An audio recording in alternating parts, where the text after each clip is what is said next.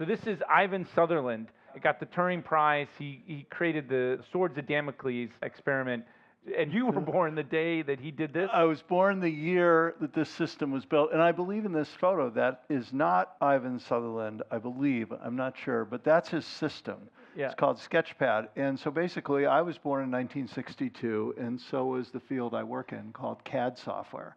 And this was taken the year I was born. And it's graphic interface. Really, and it was not only a breakthrough in terms of CAD. If you don't know what CAD is, I'll explain in a moment. A type of software. It was probably the first interactive computer graphics application. It used, a pointing device and graphics. At the time, most computing was stacks of cards going in, decks and coming out. So 1962, CAD is born, and it uses this TX2 computer, and Sutherland was this major guy. Not only won, did you say, the Turing Award, he also won the Kyoto Prize, which is a really big deal. Yeah, you don't get the graphic interface, he was the first to do augmented reality. And he had this big headset, and he said it was the Swords of Damocles because it looked like a thread would be cut and it would kill you. It was an incredible vision. Yeah, he's still alive. He's in Oregon. I talked to him the other day. Oh, did you really? Kind of crotchety, yeah. Yeah, sidebar, I actually set out on a mission to meet him. Yeah. I was surprised. Have you met him?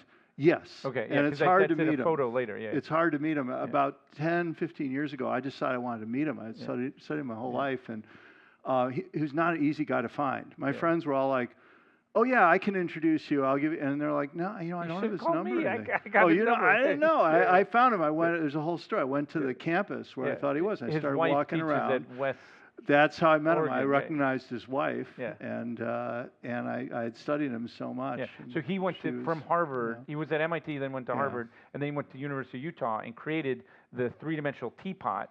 And you don't get Pixar without that technology, and then he eventually and I met him, which was a real thrill. And I held a memory module from that computer he had on his desk. I'm like, can I hold that in my hand? And it was a real thrill. Yeah. For me, if you spent your whole life, I've spent my whole life building one kind of software. Next month will be 45 years, and I feel like I'm about half done. So that's my story. Yeah, you have a through fascinating different story, companies and everything things, you've touched probably was designed by software that you created, and you've played a big role. Thank you. But let's. I know everyone's looking at this saying, "Oh, that's the Breakfast Club." Anyone high remember school. the Breakfast Club? Yeah. So what's the significance of this? So I went to high school in the building where much of the Breakfast Club movie was filmed. So if you saw the movie, this here. So Illinois. Yeah, in Glenview, Illinois. It was called Maine North High School, and they renamed it Shermer High School. I think the address was on Shermer Road or something. Yeah. And so this was going on. Wait. No, that's not in the high school. That's college. But in this high school, 4 things were happening to me. Many things were happening, but 4 interesting things. You ever get detention? I can't remember. I was a pretty good guy. I was in it wasn't called the Equations Club, but the math team and the computer club. I was that kind of a guy. I learned in this building almost the same day. I started learning how to program computers, and I learned drafting, making drawings at a drawing board. Anyone know drafting, board, pencils and triangles and T-squares? I took an aptitude test. We moved here, so I go to a better high school, and they gave me an aptitude test, and I went with my dad, and they said, John should take drafting from the aptitude test down in the Votech wing. And my dad said, that's a good thing. There's always jobs in that. And, Dad was right, because I'll get to it. But I learned drafting, computer programming. I also really became, those years I started doing magic shows. And I was selling stamps with my dad on the weekends, which is like half of everything I learned about business. Was my dad's weekend business was selling stamps to stamp collectors, if anyone knows what that's about. So all that was going on in these years. This is 1975 I started here at this school. And then this is the industry that you you just referenced this. So is this at MIT? No, this is at Computer Vision. So I go to MIT, and I decide not to major in computer science. I decided to major in mechanical engineering because I saw the classes in product design. Which William Barton Rogers made course 1 when he moved here. It got switched to course 2, but that was the first major for MIT. Mechanical engineering, and there was this product design. Anyone knows Woody Flowers, Warren Searing.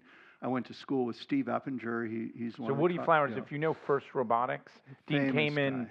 kind of leads it, but he basically took Woody's class, which was, building mechanical things and scaled it. Yeah. By the way, I took that class with Woody in '81. Oh, actually, there's Woody right there. There's Woody, coincidentally. Of course, yeah. And so 2009. I take the class. By the way, I still have the machine I built in Woody's class. I have it in my basement. That's how powerful it was to me. So product design and computer programming, and they set me up in an internship at Computer Vision. The last slide showed what a CAD system, computer-aided design, it's like anything you imagine made in a factory, which is a lot of stuff in the world. These lights, your cell phone, the car you rode here in, the machine that makes coffee, all the machinery and factories that made all this stuff, it's all designed by people. In the 70s, it was pencil and paper on a board. Today, it's all modeled in 3D in a computer before you build it. I've been working on various generations of software to do that 3D modeling. And this started in the 80s, and I'm still working on it now. I just came from my office, had a meeting about it today, still working on making it better and better, AI and cloud and all this stuff going on. This is what it looked like when I got into business with an internship in '81. And I also, in addition to being an intern, I worked at the MIT CAD Research Lab. I ended up being the manager of that lab. That was the logo. I think I made that. And this was state of the art. Here's me in the tie, demonstrating the Crown Prince of Japan in 1985. And just so people know, that's not a flat screen. That's a cathode ray tube. Big old tube. And by the way, that's not a computer. That's just a display. The computer's in the other room, several refrigerator-sized cabinets. Yeah, this was the visit in October '85. I walked into this lab like 2 years ago, and they had these pictures on the wall. I took these photos then. It was wild. And so that's a famous professor, David Gossard, my great mentor there. This is me a couple of years ago looking at these photos, still on the bulletin board. Okay, so now I have a question for you. Okay. You funded the early days of SolidWorks with money you made counting cards with the MIT blackjack team. Yeah. Ben Mesrick wrote a screenplay that became a movie. But when you talk about those days, you don't emphasize the money. You emphasize that the whole venture required convincing people that something everyone said was impossible was actually possible. What did card counting teach you about how to think under uncertainty that engineering school didn't? A lot of things. And so this is a photo of the blackjack team. That's me in the beard and the purplish shirt there in the 80s. And what I learned was, first of all, I learned that most people don't understand anything about probabilities. Okay? Period. We can get into this in more detail. They really don't. Even today in business, I see it all the time. They just don't understand. I learned the long run is much longer than people think. Like most people judge things on very short-term results, especially, I don't know, boards, venture capitalists, or management. This person's great. They made one great decision that happened to have a good outcome. Well, I learned at blackjack, you can have a great system and still lose, and you can watch people who are not playing so well and win. We all know these experiences. I also learned a lot about applying a system across a team of people consistently with quality control to achieve an objective. Training, discipline. Why does anyone care about an MIT blackjack team? In the 1960s, by the way, card counting, can I go on a little tangent here for this card? Tangent away. 1962, Ivan Sutherland, writes his PhD thesis. I showed you the picture. His advisor was Claude Shannon, signed the thesis. Look this up. Anyone know this crowd? I was told is technical. With a Someone here knows who campus. Claude Shannon is, right? One of Shannon's other advisees is a guy named Edward Thorpe, who wrote the first book on blackjack in 1962, the year I was born.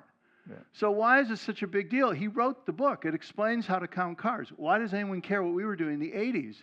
It's not like we had the secret of doing card counting. We were a team that made the system work through training and discipline and systems, and those lessons were really important. It is true we had a couple of angles on things that not everyone knew. See me afterward if you want to see some stuff that you won't find in any books or movie. But primarily, we used systems that were well known, but we had discipline. How do we operate as a team? Yeah. So And is the collecting person who data. played Kevin Spacey in this photo? You know, the characters in the movie and the book were all sort of a hodgepodge of some traits of real people mixed with fiction. But you know, you were sort of the main. I would say that the main character in the movie most closely corresponds to my lived experience. Yeah, and that's you right That's there. me in the. Were you recruited in? I saw a poster on the student center wall. Earn $2,000 to $6,000 playing blackjack with professional team. If you're interested, go to me. I went. I thought, oh, this is some kind of scam. You know, I'm not going to bring any money or anything. All right. So jumping ahead. So you take the winnings from that, and you started a venture. And was it a softball team? Well, actually, I'd started another company before starting SolidWorks. And this is SolidWorks. I went back. This is a group of people. This was after I sold my first company. I went back. I had a startup that was not so successful that no one's heard of, and no one's using my software. Ben Mesrick's not calling you up. No one's asking me to talk about it, but I learned a ton. And so the first go-round at entrepreneurship, I got all the venture capital, Kleiner Perkins. Anyone know Kleiner Perkins? John Doerr, Vinod Khosla. It was, late 80s, hot stuff. But we didn't sell much, and we ended up being acquired. It was kind of, humbling experience. And so this was around that time in the 90s. I don't know, you asked for old photos, and I grabbed some stuff. Yeah. So then I decided to... Is that a TRS-80? No. No, that's a Toshiba luggable and a DEC VT100 terminal. Anyone have one of those? With a modem? Yeah. This is me around the time I was starting SolidWorks in my house. And so what happened was, by now I'm working in CAD about 12 years. I'd been at the lab, I'd done internships, I'd started this company, it didn't work out, and I'd watched this really successful startup called PTC, where, fast forward, I work now, because they acquired my latest company, we'll get to that. PTC, anyone heard of PTC? Yeah, the rocket ride, successful startup in the 80s around Boston, and they got the 3D CAD modeling thing, the first company to get it right. All kinds of people had tried. Parametric. It was called parametric technology back in the day. Now we just say PTC. Got it right. There's some comedy. It's next to the PwC building. Yeah, it is. We're down in the seaport. Come visit. We have a beautiful headquarters. Love to show you around. Jeffrey's been. PTC is setting the world on fire. They got the 3D modeling to work, but it's all running on Unix workstations with this weird UI and very expensive.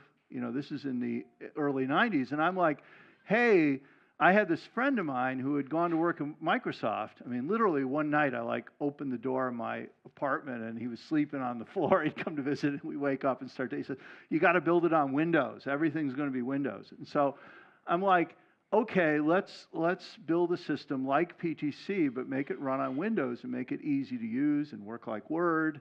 And that's what we were doing. This is me and my founders, and we're building on a Windows PC, and everyone's like, nobody would give me any money. This is early prototype, SolidWorks. By the way, we built this. And then who are you demoing here? That's Bill Gates. Yeah, this is the launch of Windows NT, and you're showing that sometime around there, we're on stage with there's a lot of excitement, and it's been very gratifying because it turned out a lot of people wanted to use 3D modeling on Windows. And today there's millions. You've all used 10 things today that were designed in SolidWorks, maybe more. We're probably and then what's this stuff? This is my next company. So I sold. Right, wait. So we sold SolidWorks. Let me ask you this. So you got money from blackjack. You created a company that Ben Mesrick didn't write about. But then you did SolidWorks, and you sold that to Dassault, and then you stayed at Dassault for 14 years. 14 years. Yeah.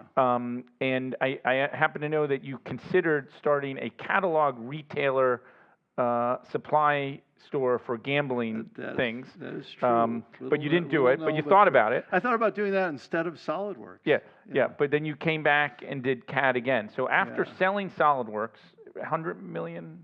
300 million, 1997. Yeah, and so how much is that today? That's a lot of, it's not less, it's more. That's like an A round today, right? Yeah. It was real money back then. Yeah, you stayed 14 more years, then left, took a year off, and decided to build a direct competitor to the company you'd founded. Yeah. you said it felt awkward and weird. What actually pushed you to do it? Why did you stay in the same space? Like, why didn't you go to an adjacent space? Really, the same reason, the same thing that's been driving me this whole time is watching my users. Remember, my customers are product developers. So that's the cool part of my job. I get to meet people who build all the cool stuff in the world. Like, like I just recently met with the people who do the Garmin, some of the Garmin products. Like, watching them disassemble a Garmin watch and stuff. That's cool. Or drones, counter drones. I meet all these people.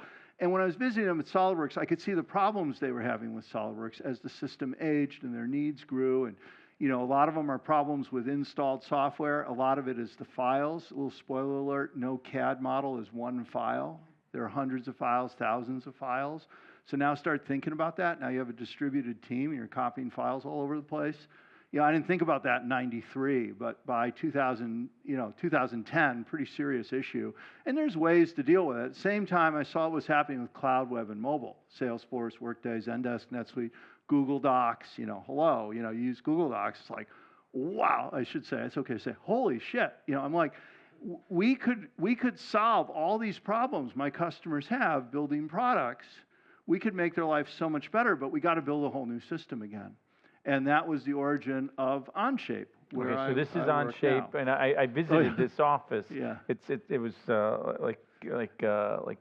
I remember visiting one floor. And then what's on this whiteboard? Oh, this is when we were trying to name. Did you get in trouble Onshape. and they said to repeat something? No, this was we were trying to come up with a name for the company. It was called Belmont Technology, and we had this one whiteboard in the office where we write down name ideas, and somewhere on here is Onshape. That's kind of how we got the SOLIDWORKS name too, with a big scribble board of different names, and so we built Onshape. And so I didn't really want to compete. I'm not on a grudge match against my old company. I'm not trying to do anything bad about SOLIDWORKS.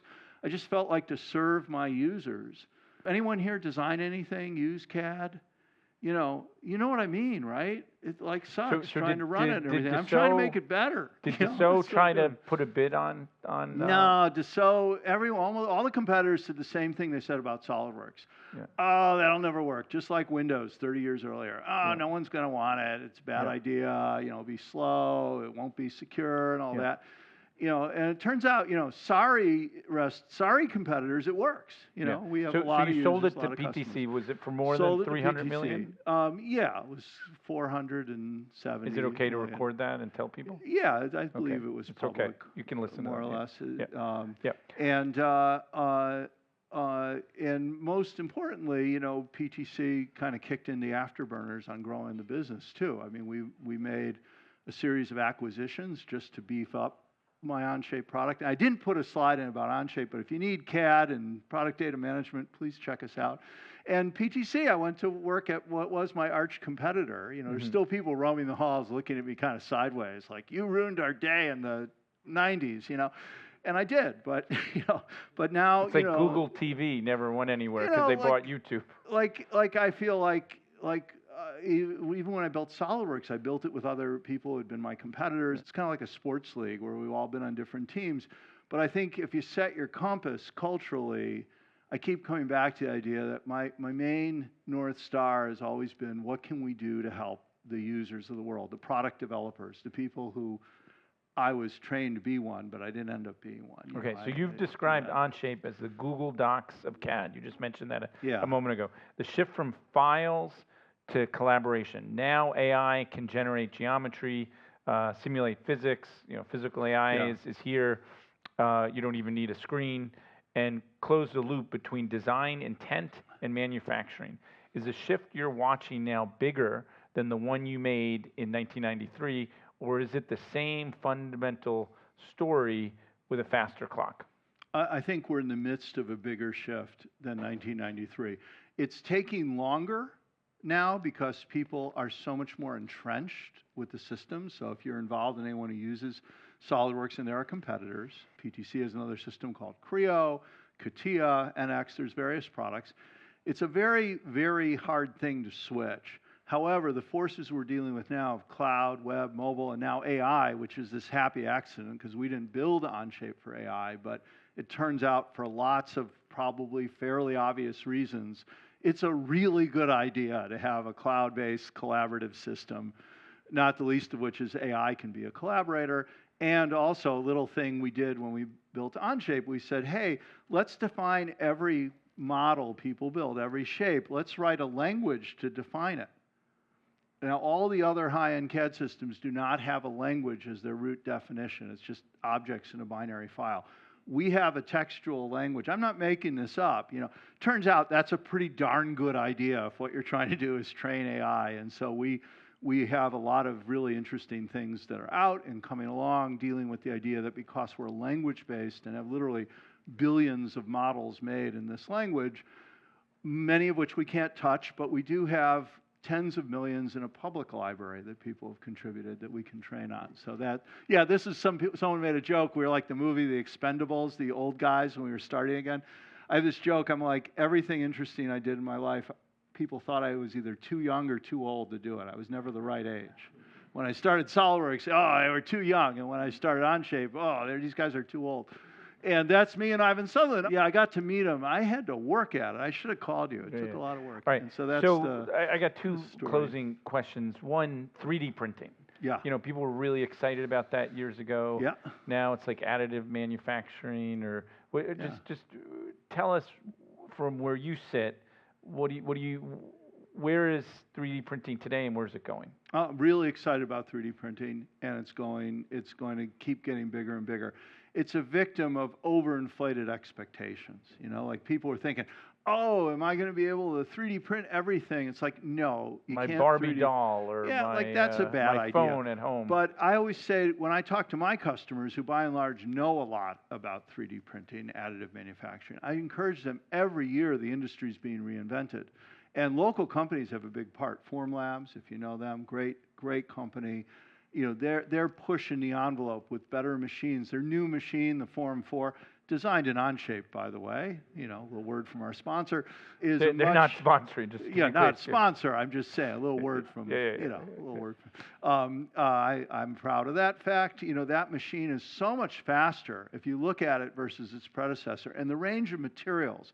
So the things you don't think about are the materials. People focus on the printer, but it's really the materials where a lot of the story is, and the software tools that we're working on. So every year, 3D printing is taking big steps forward, and I'm very optimistic, but it's not going to be everything in the world anytime soon. If you have that crazy expectation, you're just going to see it being used more and more in more and more ways, and I could get into all the various ways it's being used, just like it's like AI in a sense, where there's all these different ways you can use it.